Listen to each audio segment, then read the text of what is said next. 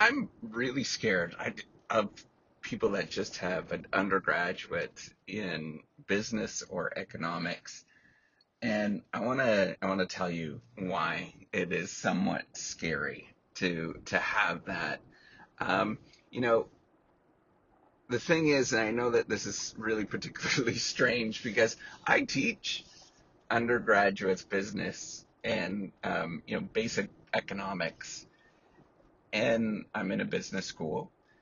And it makes me very nervous that that is the only thing that they are actually learning. And the reason is that there is a lot of physical things that exist in this world that you don't understand actually exist. So that's one particular thing. So having a non-scientific background, or, and I'm not saying scientific in the sort of traditional sense, but not realizing like the science that you're thinking about, but not realizing that there are physical constraints, not realizing that is what's called asymptotes that exist in this world is a particularly dangerous thing, or not realizing that there is what's called change of states that happen, where some things are completely irreversible and you can't get back to where you were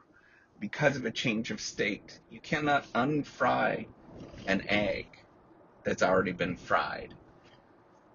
There are a number of different artifacts that exist in the physical world that if you don't have a basic understanding that this exists, you will make a lot of problematic decisions.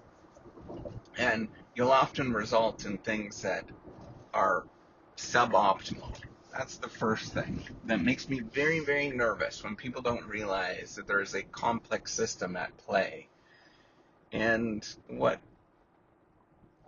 business and economics teaches people often is that it's a very simple thing that exists, that there's supply and demand curves, that we simply just have this very easy perspective, and that the market does everything.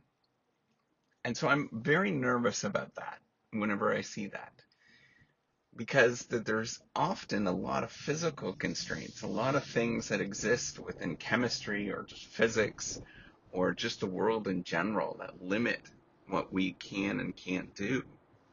And that's a challenging thing. So that's the first thing. The second thing is that there is evidence. I don't know how credible it is, but I have a sneaking suspicion it's somewhat credible, that there's evidence when you have economic thinking and that you are taught like a business person, that you tend to be a lot more selfish, that you tend to be a lot more,